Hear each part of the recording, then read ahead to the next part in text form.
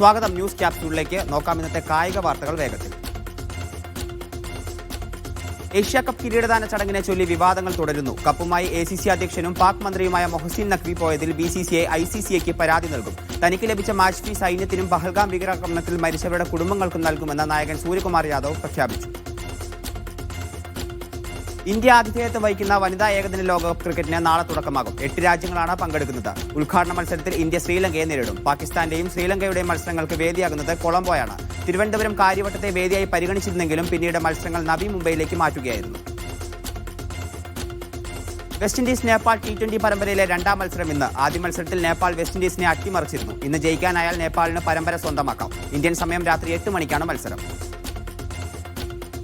അന്താരാഷ്ട്ര ക്രിക്കറ്റിൽ നിന്ന് വിരമിക്കൽ പ്രഖ്യാപിച്ച ഇംഗ്ലണ്ട് ഓൾറൗണ്ടർ ക്രിസ് വോക്സ്. 36-ാം വയസ്സിലാണ് താരത്തിന്റെ വിരമിക്കൽ പ്രഖ്യാപനം. ഇംഗ്ലണ്ടിനായി വിവിധ ഫോർമാറ്റുകളിലായി 217 മത്സരങ്ങൾ കളിച്ച വോക്സ് 396 വിക്കറ്റുകളും 3705 റൺസും നേടിയിരുന്നു. ഇംഗ്ലണ്ടിനൊപ്പം ഏകദിന ലോകകപ്പും T20 ലോകകപ്പും നേടിയിട്ടുണ്ട്.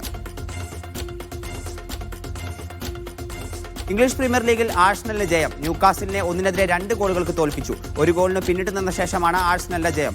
ആഴ്സണലിനായി ഗബ്രിയേൽ മഖല്ലസും മൈക്കൽ മെറീനോയും ഗോൾ നേടി. മറ്റൊരു മത്സരത്തിൽ ആസ്റ്റൺ വില്ല 1-3 ഗോളുകൾക്ക് ഫുൾ ഹാമിനെ തോൽപ്പിച്ചു.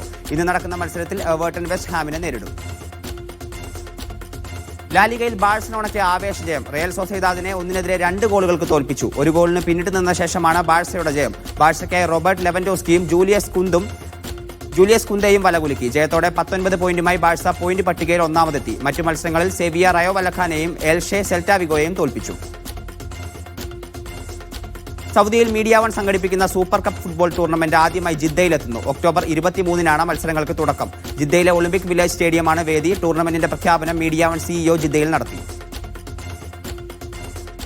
ഇറ്റലിയിൽ നടക്കാനിരിക്കുന്ന ജിറോ ഡെൽ എമിലിയ മത്സരത്തിൽ നിന്നും ഇസ്രായേലിനെ സംഘാടകർ ഒഴിവാക്കി. ഇസ്രായേൽ പ്രീമിയർ ടെക് സൈക്ലിംഗ് ടീമിനെയാണ് മത്സരത്തിൽ നിന്ന് ഒഴിവാക്കിയത്.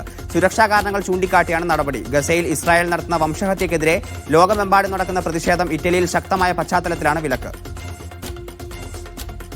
ഫുട്ബോളിന്റെ ആരവങ്ങളിലേക്ക് വീണ്ടും ഖത്തർ. ഈ വർഷം രാജ്യം ആതിഥേയത്വം വഹിക്കുന്ന കൗമാര ലോകകപ്പിന്റെയും അറബ് കപ്പിന്റെയും സ്പോൺസർമാരെ പ്രഖ്യാപിച്ചു. ഖത്തർ കായിക വകുപ്പ് മന്ത്രി ചടങ്ങിൽ പങ്കെടുത്തു.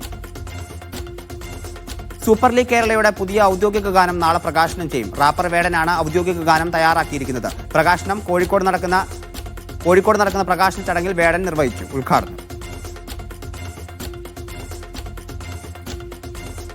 ന്യൂസ് ക്യാപ്സ്യൂൾ അവസാനിക്കുന്നു. ഇനി ദിവ്യ ചേരും.